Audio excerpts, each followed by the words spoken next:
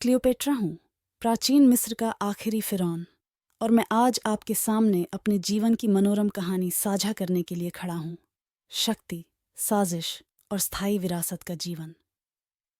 69 ईसा पूर्व में जन्मा मैं टॉलेमिक राजवंश से था, एक यूनानी परिवार जिसने सिकंदर महान की मृत्यु के बाद मिस्र पर शासन किया था। जिस क्षण से मैं अपने भाई टॉलेमी तारी के साथ मिस्र के सिंहासन पर बैठा, मेरा जीवन राजनीतिक उथल पुथल और वंशवादी विवादों से चिह्नित था। मेरे बारे में एक कम ज्ञात तथ्य यह है कि मैं उच्च शिक्षित था, कई भाषाओं में पारंगत था और गणित, दर्शन और साहित्य का विद्वान था। ये बुद्धिमत्ता और परिष्कार प्राचीन राजनीति की अशांत दुनिया में मेरी अच्छी सेवा करेगी। मेरे जीवन में सबसे महत्वपूर्ण क्षणों में से एक तब हुआ जब जूलियस सीजर 48 ईसा पूर्व में मिस्र पहुंचे। रोम की अराजकता से भागकर सीजर ने अलेक्जेंड्रिया में शरण ली। यह वह समय था जब मैंने प्रसिद्ध रूप से खुद को कालीन में लपेट लिया था और सीजर की उपस्थिति में छिप गया था। इस साहसिक कदम ने न केवल रोमन जनरल का ध्यान खींचा, बल्कि हमारे बीच एक भावुक प्रेम संबंध की शुरुआत भी हुई। हमारे रिश्ते के गहरे राजनीतिक निहितार्थ थे।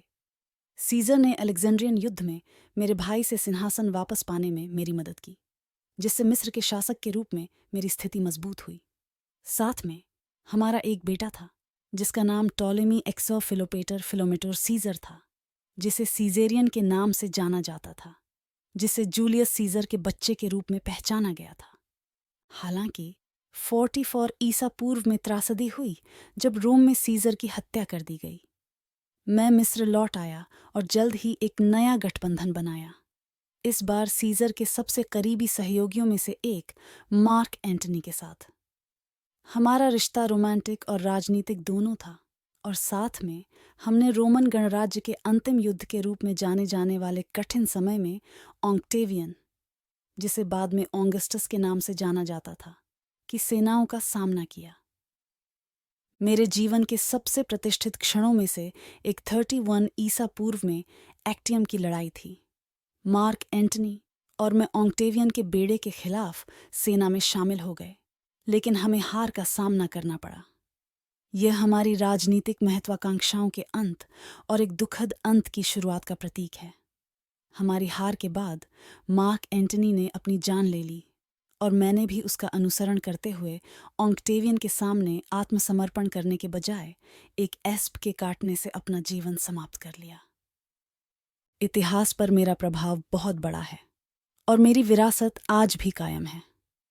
मुझे इतिहास की सबसे रहस्यमय और प्रभावशाली महिलाओं में से एक के रूप में याद किया जाता है।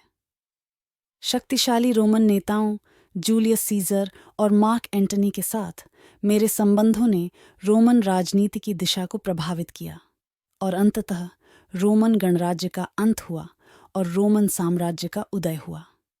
मेरी बुद्धिमत्ता, करिश्मा और ज्ञान ने मिस्र और रोम के बीच सांस्कृतिक आदान प्रदान में योगदान दिया, जिससे दोनों समाज समृद्ध हुए।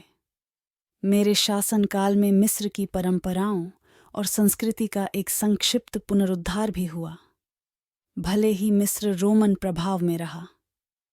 साहित्य और कला में मैं एक कालजयी प्रेरणा हूँ।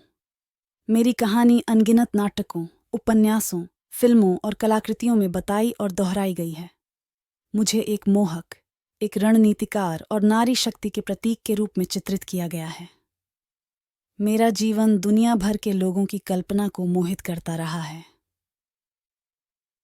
अंत में मैं क्लियोपेट्रा इतिहास पर एक अमिट छाप छोड़ने और प्राचीन मिस्र और रोम की समृद्ध टेपेस्ट्री का हिस्सा होने पर गर्व महसूस करती हूँ। मेरा जीवन जुनून, साजिश और महत्वाकांक्षा में से एक था, और मेरी विरासत शक्ति और प्रेम के स्थायी आकर्षण के प्रमाण के रूप में जीवित है।